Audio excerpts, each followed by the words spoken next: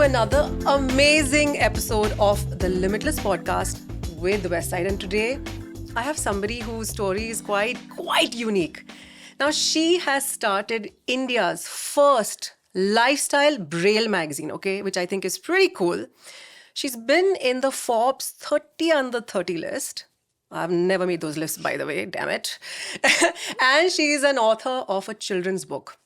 Upasana Makati, first of all, thank you so much for being here. Thank you so much for calling me here. When I read your story, I was like, my God. I mean, it gave me goosebumps because you've pioneered the way. You've pioneered and you've carved out a very unique space that I think nobody's ever really given much thought to, which is a magazine for the visually impaired.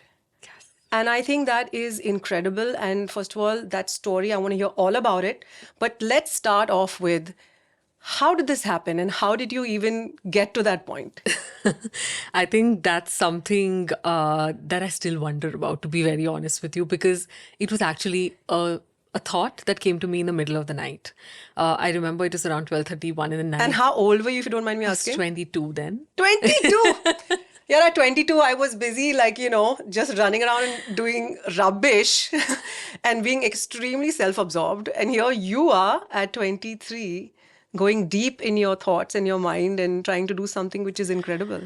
It was actually one of my habits that I would sit with myself end of the day and think about what did I do and, how am I supposed to do better?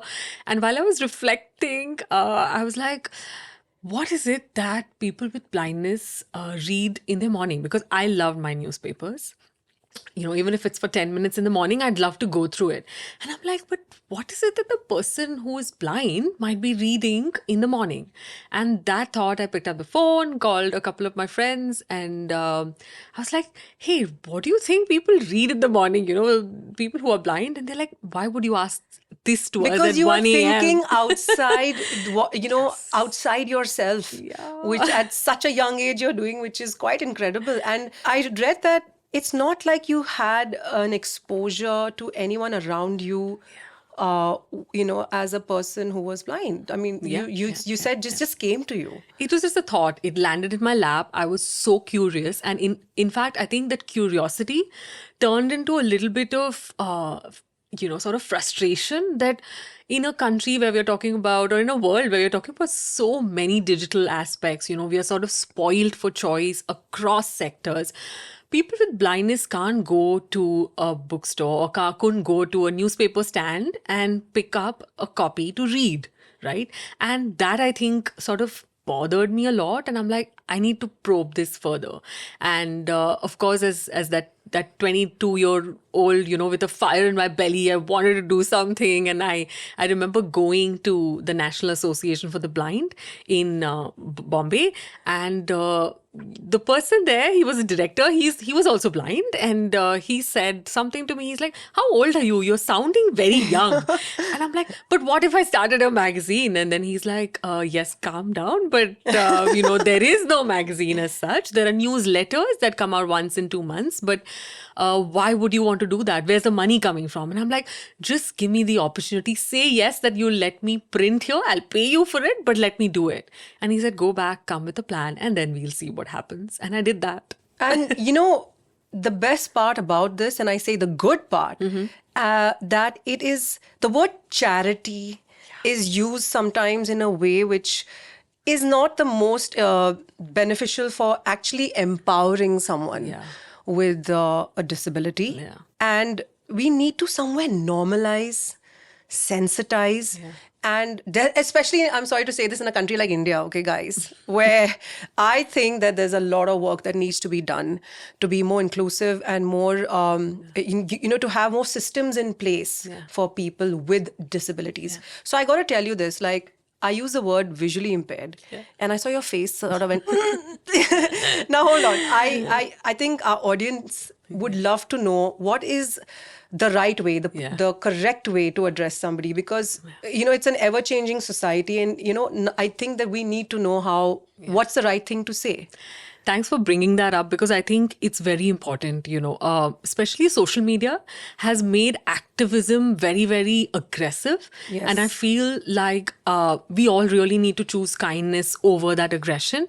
And in a world where we're talking about inclusion and diversity, I think what I have learned in the last 10 years of doing what I do is that the best way of looking at anyone or speaking to anyone is people first language, because a disability doesn't define my personality. It's just a part of me. So for instance, a person with blindness or a wheelchair user, rather than binding that person to a wheelchair, right? So you just, and I think a trick that I have developed and I think I'd love to share with people is, if I'm having a conversation with somebody, with a disability or with anything, right? I would just ask, what is the best way that you want me to address you, right? Because I know we're talking about pronouns. I know we're talking about so many different things. We're talking about a lot more. A lot Thanks of to the this. Gen Z. I think that's reached Yes. another level. So I think just asking the person. pressure is very high to actually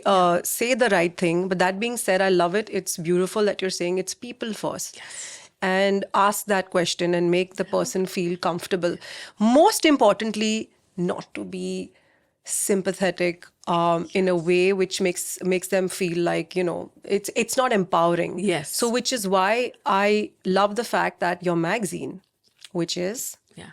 white print. Yeah. So please tell us more about white print. And guys, you know what's amazing? I love the fact that it is for profit. Yes. Which means it's like Vogue, if you please. It is running, it is proper, it has advertisers. Yes. And why not? Yeah. And please tell us more about this incredible journey with white print. I think a very important aspect of not wanting to be a charitable venture was when I was speaking to, people with blindness and trying to understand that why a magazine is not available. Do they not want to read, or what is it? The only thing that came across, any age group that I would speak with is, we are sick and tired of being sympathized with. We don't need it. We don't need your sympathy. Yes, charitable organizations or, sort of corporates who are giving out funds, it's important because you need to contribute into an area that requires sort of more attention. That is what I'm is sure you important. got some advertisers saying, why are you A lot actually of taking it. money from us? No, I'm sure of it, right? A lot of it. So you did get a pushback. Yes. They'd want me to come and share my inspiring story, but not pay for free. anything for it because I'm doing something so noble and that does not require But I'm money, sure that right? confused you in the beginning. A lot. I was young. I had barely any exposure, and I was made to believe that I don't need to make money because I'm doing this, right? And that went on for a few years. I was quite dependent financially, trying to tell myself, no, I need to do this. And it's okay for me to not ask for money until a point came where I started refusing a lot of things because I said, if you're ready to pay me for what I'm doing, because there's a lot of effort involved. It involves a lot of my time, and I could have been taking any other job as anybody else in this space, but I choose this because I think this is very important. And I think talking to corporates and telling them, hey, you need to advertise with us because if I'm blind, I might be using the same, I might be wearing clothes, I might be using the same toothpaste, so why don't you advertise with us? Mm-hmm. And yes, things started changing. A lot of them did advertise with us, and a lot of big corporates came forward. I heard that you actually wrote an email to Mr. Ratan Tata. Wow, Yes. That is pretty something. And you actually got some response from yes. that. I think that's been one of my most... Yeah, and they've advertised with you. Yes. That's incredible. This is what I call going for it. Like she actually just had the guts to do it and the strength to do it because it takes a lot. And it's amazing that you got that response. And then came all the other corporates behind that. Correct. I think what's the harm, right? Like writing an email for me, I think that's been one of my biggest strengths, that I will ask when I need to ask, because what's the harm? I'm just sharing an idea that I have. If somebody at that point in time finds it interesting, and for me, Mr. Ratan Tata has been somebody I really, really look up to. And I just dropped in an email and I said, hey, so I'm really a big fan of yours, but this is the work I'm doing. And I definitely think I need support from people like you, visionaries like you. And they advertised with us for 6 long months. Wow, that's incredible. And that was a big boost for me.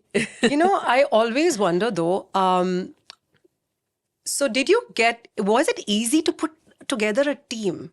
Because, we were discussing this earlier. It's not like the normal run of the mill, you go to a publisher or, you have a printing press that will just print. Yeah. It is going to be hard to get that to be done in Braille. Yes. So you literally had to pave the way, start from scratch, put a team together. And I'm sure at many points it must have been just you. For almost 8 years, it Wow. was just me. So you put together everything. Everything. So right from, being the founder of the company and, representing myself at prestigious events, to also taking covers and delivering them to the post office and delivering them to the printing press, all of it, because I didn't have the funds. So I had to do it all by myself. I had to learn a lot on the way. But tell me, what's the response? What's the response from somebody who's actually got a magazine? Like today, we take it for granted. Oh, yes. We have this, multiple magazines at our disposal. Yeah. And just imagine today for, someone for a person with blindness to have a magazine just dedicated to them with their ads, with great articles, by the way, with contributors such as Barka Dutt. Oh, yes. Whoa, that was pretty cool. I was like, you got Barka to put something in there? That's Again, it was just an email. Again, listen, I need to start this email business. I'm going to start emailing a lot of people from today. You must. It seems to work. But that's incredible that you have built that. And the response has been amazing. Give me one moment where you really had one of your subscribers give you that feedback like, this is incredible. Oh, there are a couple that come to my mind as you ask me that. One of the most, empowering things for me was when a friend of mine who was traveling in the Mumbai local used to see this person with blindness all the time with her in the compartment. And on that one particular day, instead of listening to her radio, she was reading the magazine and she was blown away by it. And that sort of made me believe that, okay, this is where we are heading in the right direction. There was a person during the lockdown who called me and said that he was able to survive the lockdown by reading and rereading our magazines. That was his only source of entertainment. And what he also did was, he belonged to a small village in Tamil Nadu. He actually translated English Braille into Tamil Braille and gave it to his friends who only read in Braille. Wow. So I think that for me, it still very gives emotional. me goosebumps. And I'm like, okay, we're doing something right. You can have Braille in different languages. Yes. So Braille is a See, now script. I didn't know that. I did not know that. So it can be translated like how? In anything. that's So Braille is a so many script. questions here. Sorry, this is like me going like, what? Really? That's incredible. Yeah. So can you read Braille? I can't read Braille. Again, wow! Like, what is this? It's like it's something I must admit. I was guilty about this in Why? the beginning because, No. and then when I went to the National Association for the Blind, they're like, "Ma'am, you are employing people who are blind here. They're, they love doing what they do. This is their job. If you're going to start learning that too, what about their job, That's true. right?" But you And I'm don't like, need to, because I you're don't the need to. person who is sort of facilitating and putting it together, like the CEO. And you're actually, like, as I said, I don't think it's necessary for you to have learned But it. you get that. Yeah. Not a lot of people Really? do. They made me feel so guilty about not. How can you not? I'm like, yeah, but you know what? I don't need to read Braille. I just need to ensure there are enough funds and there is enough awareness about this so that I can sort of create more content in Braille and inspire maybe others. No, And just look at what you're doing. I don't think that's necessary at all. This question that again comes to mind is, in a magazine, isn't it like visual? So how do you show a picture? Do you show a picture? No, we don't. But we're very descriptive in how we write. I saw that on your social media, girl. Oh my God, that's incredible. Again, we take this for granted. Yeah. Social media, which is all about Oh, yes. excessive pictures and drama. What I love about you is that you describe everything. You say, I'm wearing a pink dress, I'm wearing these earrings. You actually describe yourself and the moment before you speak. Yeah. And that is amazing. It's so sensitive. It's so thought through. And really, I cannot even tell you how much respect for you I have Oh my right God, now. Thank you so much. That's really kind of you. But since your platform is empowering so many people, and they get inspired by content that you make, I think I must add that every one of us can make our content inclusive, because we want more people to consume what we are making, right? By just adding that description, or when you're posting a picture, there is a feature where you can add alternative text. That alternative text helps a person with blindness using a screen reader to immediately tell the person what they are what they are seeing. That is so interesting. Yes. I think in this era of social media, that there has to be some sort of, an education as to how to get this. See, I didn't know that. One thing also, though, that really touched me was your book, Run, Saba Run. Yes. Now, I actually read it right now quickly, is because I have a 4-year-old and I have an 8-year-old. Yeah. And one thing that has constantly been in my mind as a mom is, to just get Hans and Naira to be as inclusive, to be sensitive, to be children of the world, and understand that this is something I want them to I need them to have it in their heart. It's not about kindness. It's not about sympathy. Yes. It is about just normalizing this, and something that we didn't do in our generation. This book is really all about that, and I think it's such a beautiful book, guys. Please read it, Run, Saba Run. I think kids would love it. Could you please tell me what inspired the book and a little more about it? Yeah, so this is again a conversation with a friend, because she's like, you keep saying there are so many people who are blind and, people with blindness all around, but where are they? And I'm like, absolutely, because our entertainment places are not inclusive, our bookstores are not inclusive. Why would someone with blindness even go and do that, right? And she's like, but children need to know about it. I said, absolutely. And stories are so powerful that we thought that putting them down as stories might empower children to another extent. Like, imagine that blank slate filled with thoughts of inclusion. They never ever sympathize with a person with blindness crossing the road.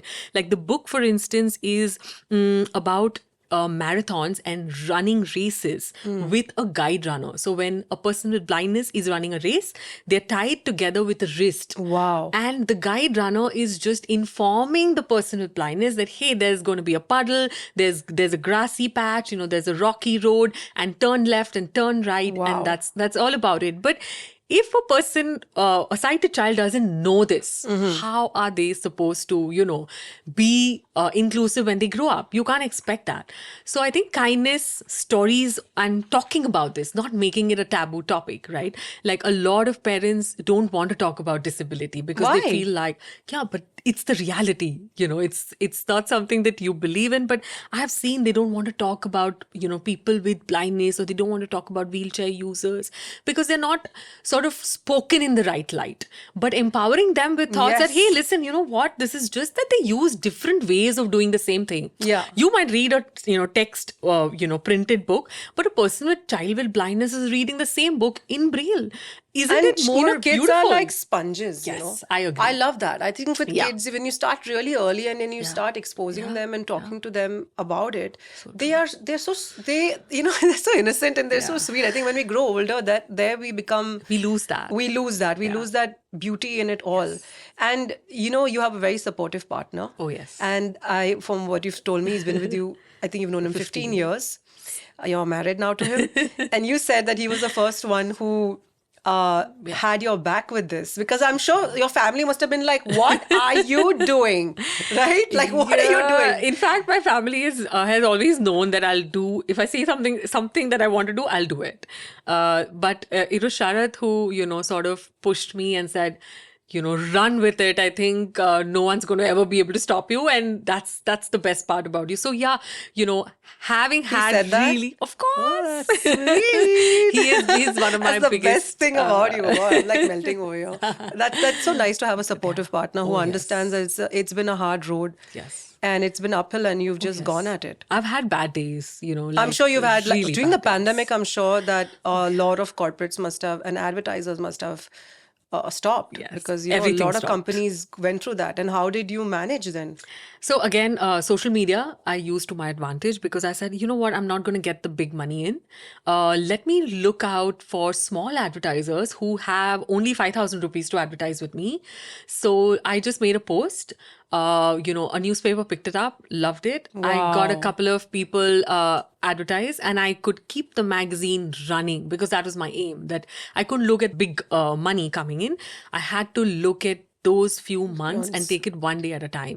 So I did that, but I also used the lockdown to come up with an e-storybook for children so that, people could buy it at a nominal amount and I was still making the money, so that I knew when I'm going to go back from the lockdown, I'd have enough With a money to friend to print the magazine. So That's it was stressful though. Yes, very. I have this question because I maybe don't have that exposure.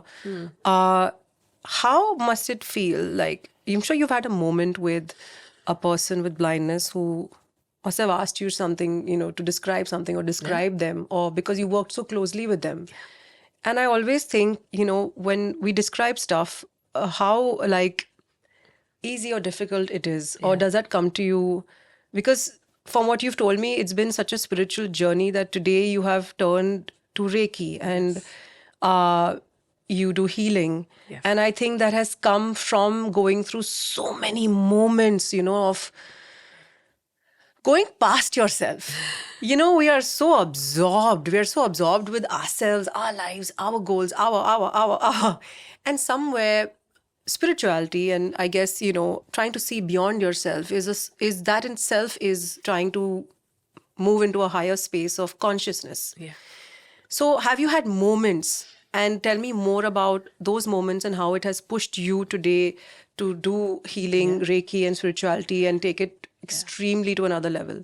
That's just, you've put it so beautifully. Like, I had the biggest smile on my face when you said that, because I think spirituality made me understand the importance of empowerment. And when that happened is through a lot of moments in my journey. For instance, I remember writing an article once in the magazine about, a trip to Ladakh, and I had written somewhere about a selfie. And my proofreader called me and said, "Hey, I think there's a typo in your article." I said, "What happened?" She's like, "There's a word selfie." And I said, "No, you know what? Aparna, selfie means that you're taking your own picture." And she's like, "Oh, okay, fine." And the next time I go, she shows me a million selfies of herself in a green dress with a brown. And she's like, "Please notice my green dress." And I'm like, "Yeah, but how did you decide?" She's like, "Listen, my mother tells me that I look great with a green dress and this shade of lipstick. Wow. So I always use that for my, special moments." And that's when I'm like, you know what? Why am I even stopping myself from writing or experiencing anything? I started talking to more people who were with blindness, and I started asking them, what does the sky mean to you? Because a person who's never seen the sky, it can mean something so different. And she said, for me, sky means success. And I said, how did you get to that? And she would be like, whenever I do something good, my teacher would say, Sada, sky is the limit for Wow. you. And she, I'm like, oh, I need to bring this out more. So what I do now is just bring out some words, give them to a person with blindness, and just take their interpretation of the feeling of that word. And I think that is really beautiful, because I think us as sighted people could go into a bubble with everything that we see, and none of our other senses are as strong, right?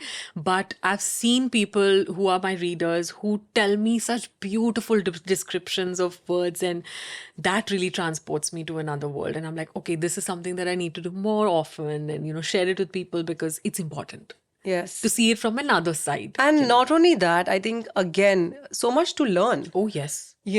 So I'm sure you get people who come and say, like, they're trying to, of course, I think India has this very donation sort of thing, because pundits are usually telling them, you know what I mean? That scene. Yeah. And then you have that crowd, and then you have us Yeah. we're actually sitting here and saying, wow, there's so much to learn. Yeah. There's so much beauty maybe that we're not seeing. 100%. And again, please tell me more about then why Reiki and healing has been such a big part of the journey now. Yeah. So it's been a very important part. I mean, it took me a year or two to shift into that and combine it with the work I do, because I realized they're not two different things. They are one and the same. They're making me more rooted in what I've come to do. Because now when someone asks me, why did you start White Print? I feel like it was dropped into my lap for me to pursue it and look at life in a very different way, right? And understand that. And of course, when sounds came into my life, sound healing came into my life, I loved how people with blindness perceive sound and how deeply healing that could be, right? And I think interacting, as you rightly said, learning, it never stops. And for me, even going from a person with blindness telling me, hey, why aren't you writing something about Indian cinema in the magazine when the whole world I hear on the radio talking about it, understanding that, hey, I don't need to build this wall around me and say people with blindness don't watch films. They do watch films. But it was me wanting to learn that I actually interacted with the person and understood that part of And me, right? I think you told me that a reader said, why haven't you written about the 100 years of cinema? Yes. To which you thought, wait a minute, are you watching cinema? Yeah, and I asked, because I asked silly questions. I think asking questions is what helped me. I would ask them, hey, how are you going to use That's a like me today. smartphone? I'm on behalf of all our listeners, I'm asking you questions that I've never asked before, which need to be asked. You know, Yes. Upasana, you've asked those questions. You have been curious. You have been... I think the word here is your whole thought process is to empower. And that's what Limitless is all about. You know, we started this podcast with wanting real stories, unique stories. This is the most unique I think we've ever had, Upasana. And first of all, thank you so much for bringing this out. Thank you for having the strength to have withstood all those times where people at some point would have been like, give up. So tell me, I'm sure you've had those moments of wanting to give up. I mean, it must have been hard. So Definitely. I've been in, sitting in a car and thinking about what the hell am I doing? I'm not making any money. Is the magazine ever going to run? There used to be times, even today, like, I don't know what's going to happen a year later, right? I've sort of set those deadlines that, okay, you know what, 6 more months and I don't know how I'm going to move forward. But I think spirituality came into my life to also make me understand it is going to happen. I am going to find my way out. I find these unique ways of doing it. It might not be the same way. I write to the most random people on Instagram and I'll be like, hey, can you promote this for me? I don't have money to do this, but I need your help. Well, till today's podcast, I'm going to tell all the lovely listeners out there. Lovely. I think check this out. Let's spread this word, because it's not about anything but throwing light on something that needs more focus. Yeah. Because it already has started it's already shining and we need to just make this shine more. I want you to definitely give your kids Saba Run, because I think that it's such a gorgeous book. And I'm pretty sure, Upasana, this is just the beginning. I know you've had the moments where you've had thoughts like, why?